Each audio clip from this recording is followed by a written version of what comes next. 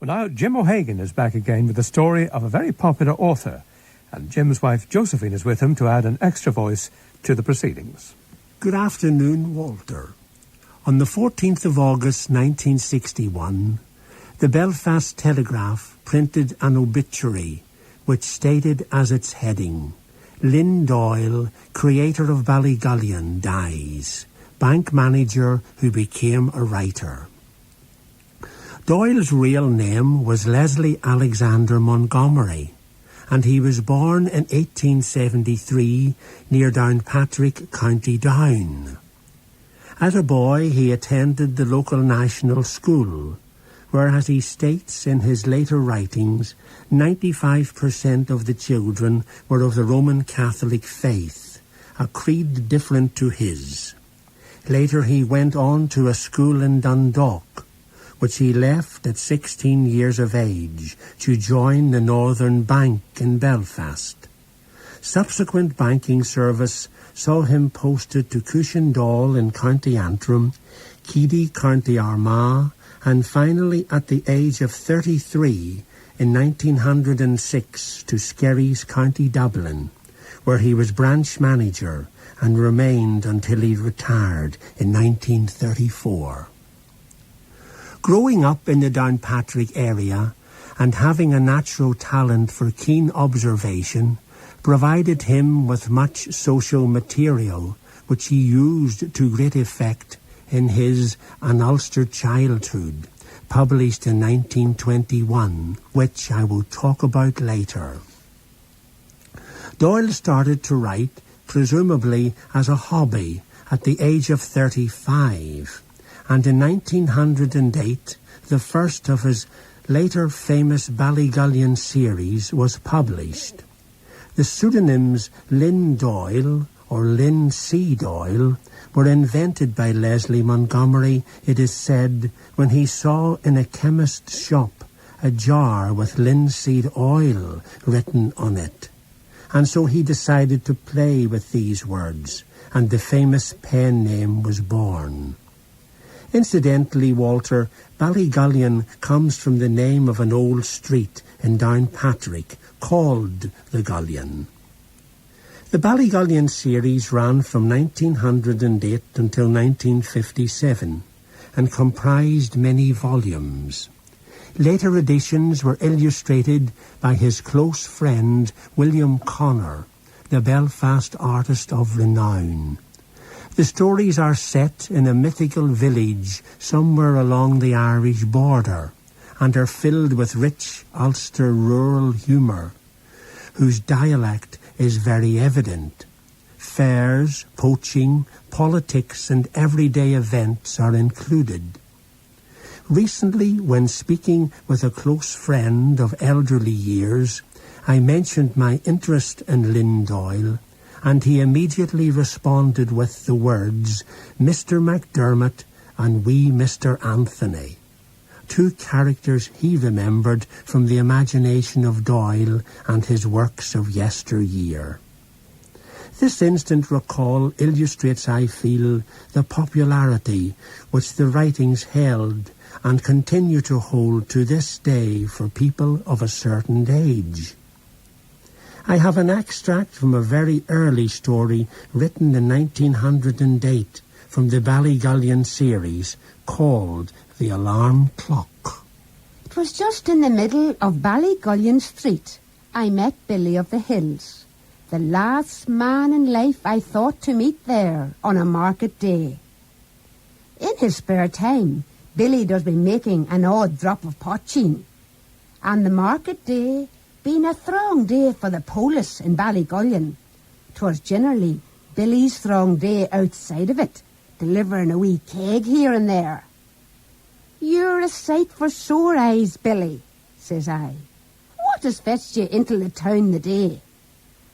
"You know old Dick Taff, me uncle be married," says Billy. "His brother's dead, away in Donegal, and he's going off to the funeral in the morning.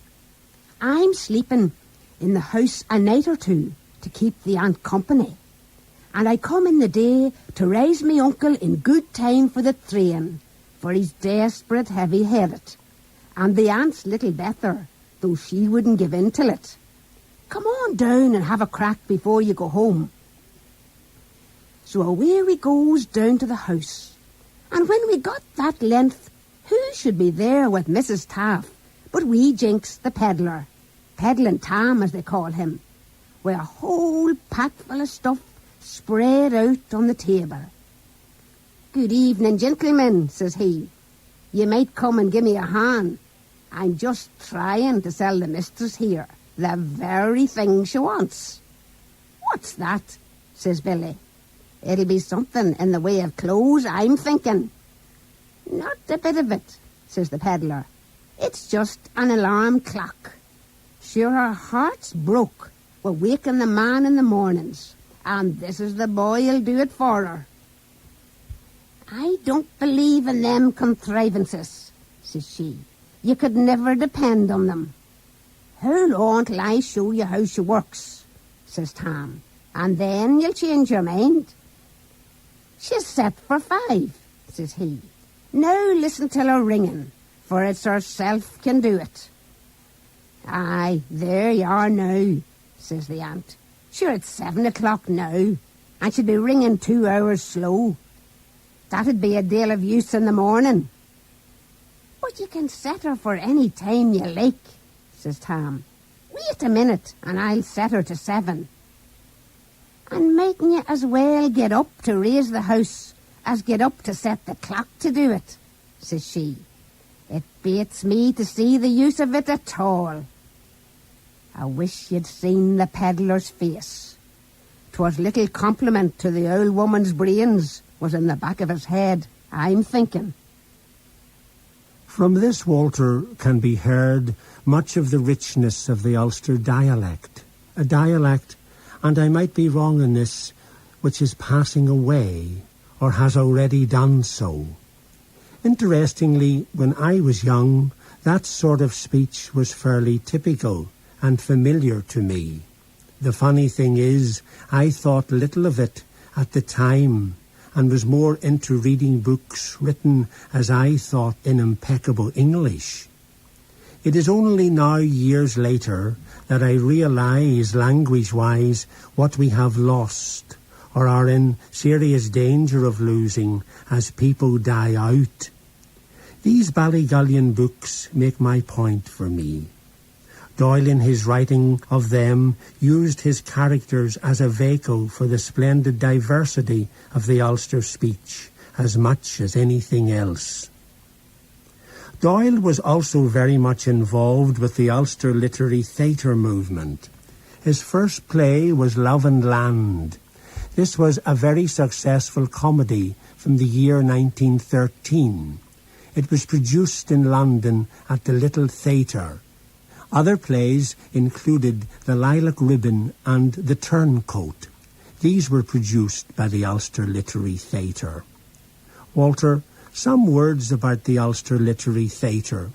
It was started in 1904 by people like Bulmer Hobson and other like minds, strongly influenced by the then Gaelic cultural revival.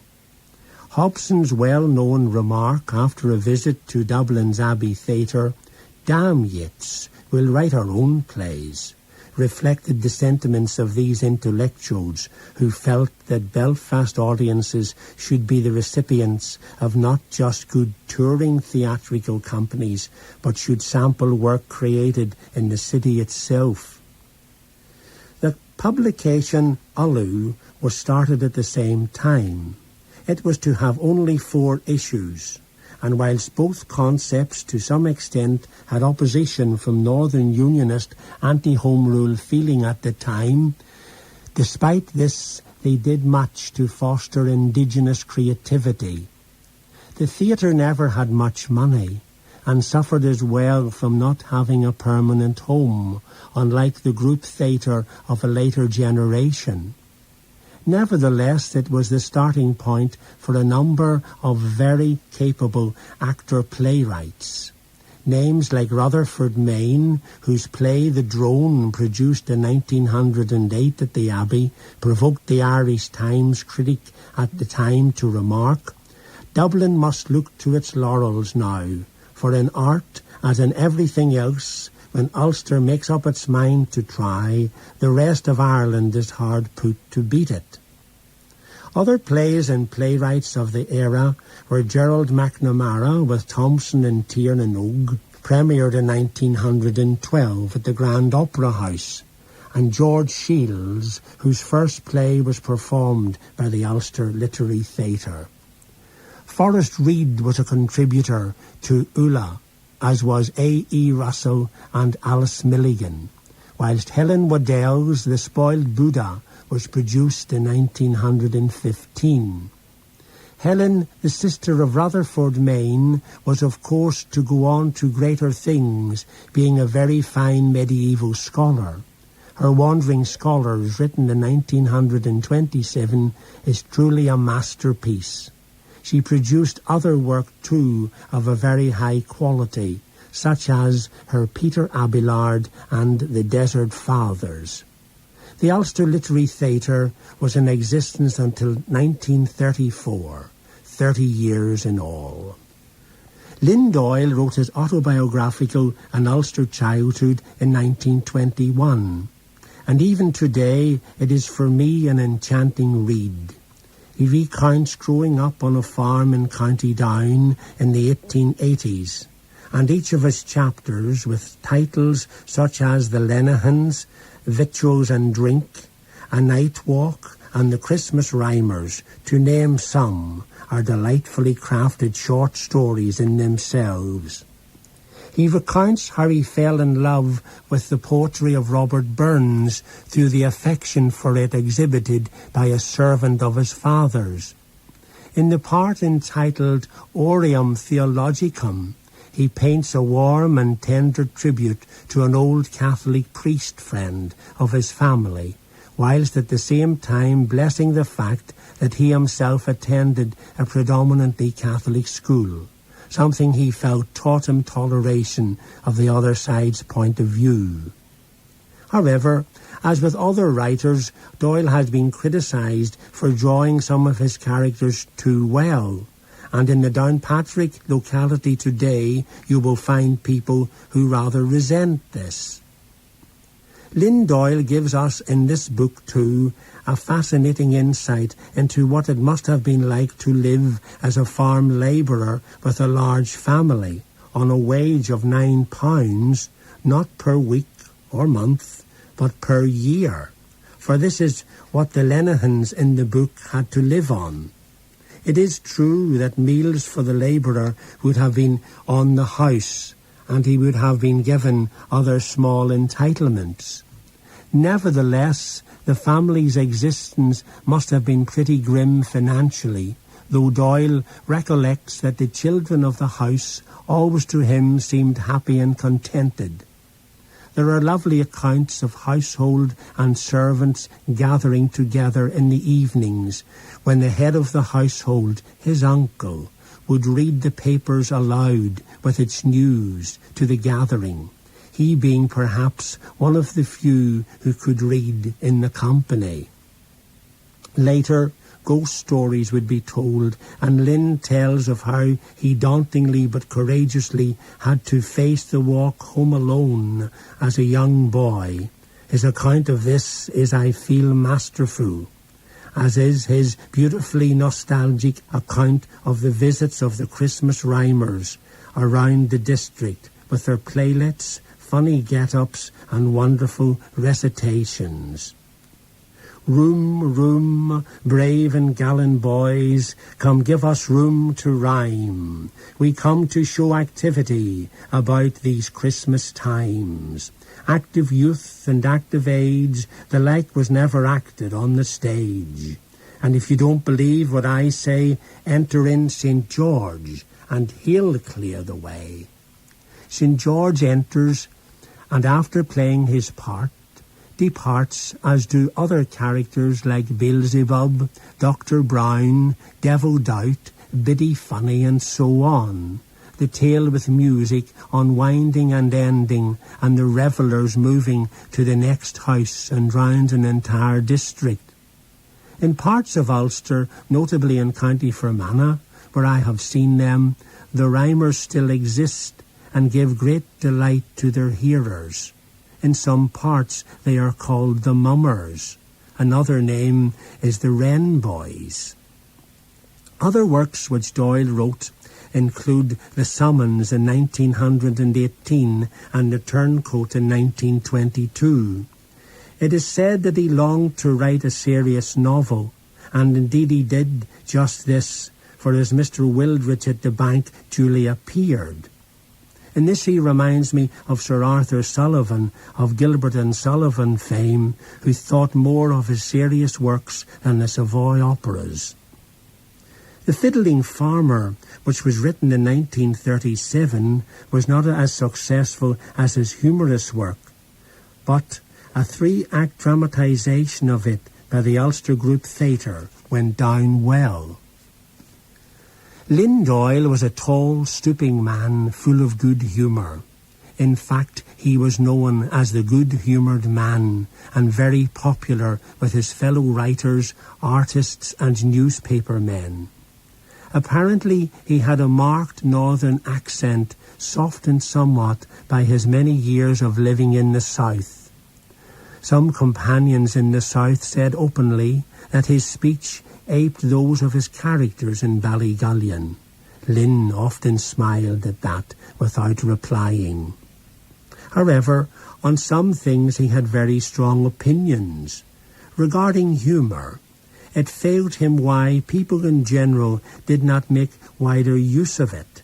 He loved listening to jokes, especially if related in an Ulster dialect, and, as he said, a bit of crack, often stopping or being stopped by people in the street to tell or listen to a yarn of some sort or another. In 1935 he was made a member of the Irish Free States Censorship Board, but resigned after a few weeks.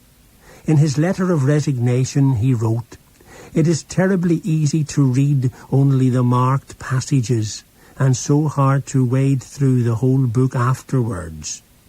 He talked of being lazy, and said that to read some of the books was hard going. He once said of himself, "I have only written about the things that I know, and then only when I felt like writing."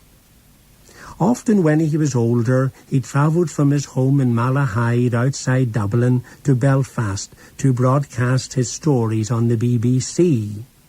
He also from time to time visited Campbell's Cafe in the centre of the city, and there enjoyed the company of friends like Willie Connor and others. Apart from enjoying the company of his old friends, which he listed as one of his hobbies, golf was a favourite recreation, which he played at the Island Course, Malahide. In 1954 and 1955, he was president of the Consultative Council of Irish PEN. Walter, the complete archive of his work is held by the Belfast Central Library.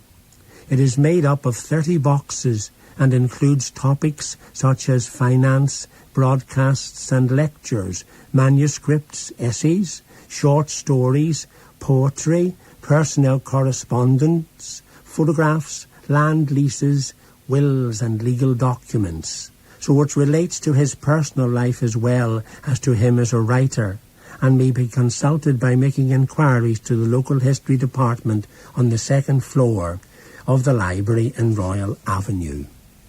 He died in a Dublin nursing home in August 1961. So ends our story today about Leslie Alexander Montgomery, alias Lynn C. Doyle, a writer who for his period, like William Carleton of the previous century, brought the plain people of rural Ulster into their own and enchanted us, his readers, with their wit, wisdom and dialect. Long may he continue to be enjoyed whenever one returns to Ballygullion. Jim and Josephine O'Hagan with the story of Lynn Doyle. Now he's a very famous singer, but he recorded under a variety of names like Cliff Connolly, Sean Cassidy, Con Conway, Alan O'Sullivan and Pat O'Brien, plus a few others as well. But he's best known as Cavan O'Connor, or the Strolling Vagabond. And this is a song about a little village green which could have featured in some of the stories of Lynn Doyle, perhaps Ballygullion itself.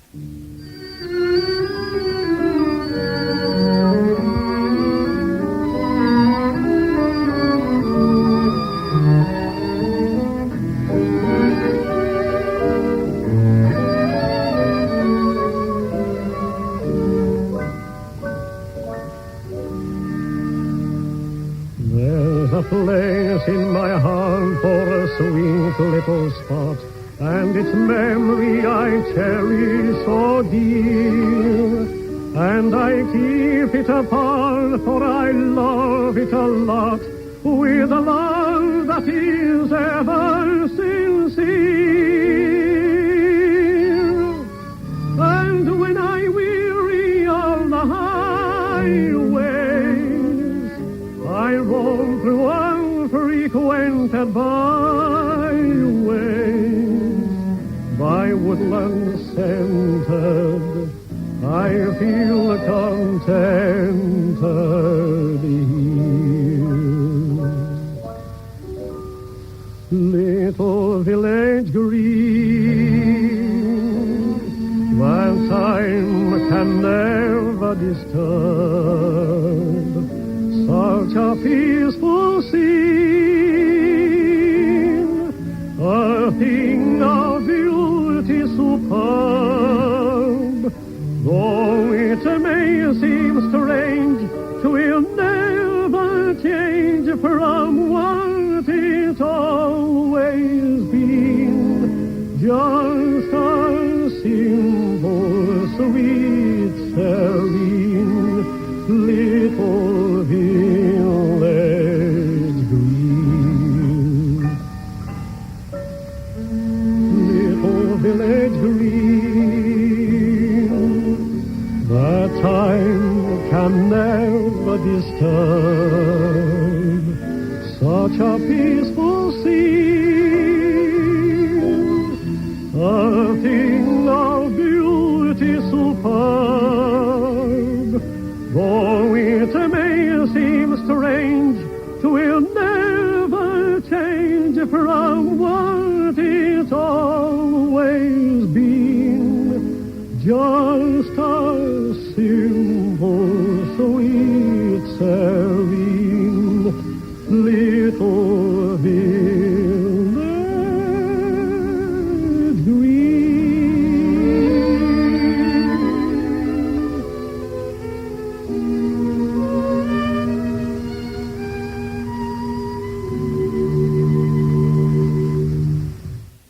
And now it's a very good afternoon again to Roy Irvine. Roy, you've got some musical